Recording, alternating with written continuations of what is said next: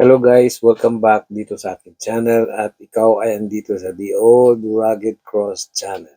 Okay, so I would like to share uh, uh, a, s- a Bible verse from First Thessalonians chapter 5 verse 17. It says, pray continually. Okay, so kapatid, hindi naman natin naiiwasan na kapag tinanong ka ng isang tao, kaya ikaw ba'y nagdarasal? Ang sinasagot natin, oo naman. Bago matulog, bago kumain, madalas yan ang sasabihin, bago matulog, bago kumain. Meron ding nagdarasal pagkagising sa umaga at meron ding nagdarasal na matapos kumain. But seldom tayong nakakarinig ng mga ganon. No? Usually, bago matulog, bago kumain, bago umalis ng bahay, papunta sa eskwelahan o sa work. And then, usually, hindi talaga natin maiwasan na in a day, nakakalimutan natin magdasal.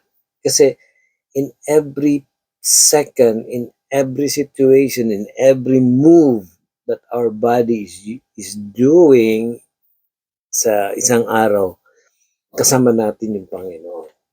Okay? Kaya minsan, kung sana naman palayo lang, no? Huwag naman mangyari kung may hindi magandang nangyayari sa iyo, ikaw ay gawa ng hindi magandang takbo ng araw, tsaka ka pa magdarasal. Pray continually. Kahit ikaw ay nagmamaneho ng sasakyan, ikaw ay pwede magdasal. Hindi ko naman sinasabi na nakapikit ka. Pwede kang magdasal. Nasa isip mo ang Panginoon habang nagmamaneho, nakadilat yung mata mo. Wala akong pinagbabawal sa nagdarasal araw-araw. Kahit naman meron kang ipopropose dun sa boss mo, bago ka pumasok sa room ng boss mo, you say a little prayer, or during the time na kausap mo yung boss mo, Lord, pwede mo sabihin na, Lord, anoint me with the Holy Spirit, na magkaintindihan kami. His mind, his idea, her idea, my ideas, and everything would come to a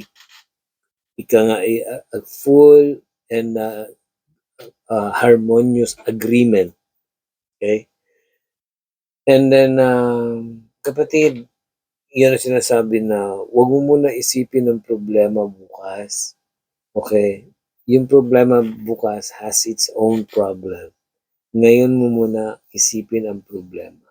Sa kagaya ng sinasabi ko sa ibang video, huwag masyadong ma-stress sa life.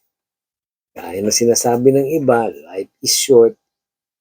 Make the most of it, enjoy it. But, okay, yung sinasabing make the most of it, enjoy it, it should be in accordance and nasa loob ka ng scope ng gusto ng Panginoon.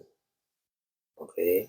Kasi marami yung nag-i-enjoy sa shortness ng buhay na binibigay ng Panginoon na wala na po sa scope at limitations ng ating Panginoon. Remember, you are given the chance to live in this world, but did you know that this world, etong mundo na to ay ikinukonsider na ikaw ay nasa isang malaking hawla o bilangguan. Alam mo bakit? Andito lahat sa loob ng mundo ang kamunduhang mga hindi magandang nangyayari. Andito lahat ng gusto mong gawin andito. Pero after nung wala ka na dito sa mundo, andun ka na sa itaas, nag-iiba na ang mundo. Kung ikaw ay haharap na dun sa ating Panginoon. Kaya doon malawak, but before you can go to the pinakadulot-dulo ng ating Panginoon, daraan ka muna sa tinatawag na judgment. Ngunit dito, wala hong judgment na nangyari doon. You are free to do what you want. At kapatid, always na sinasabi ng lahat, nasa huli ho ang pagsisisi. Kaya, as of now, enjoy the life expectancy or enjoy life, what God has given to you. And also, do the task of serving the Lord. Okay?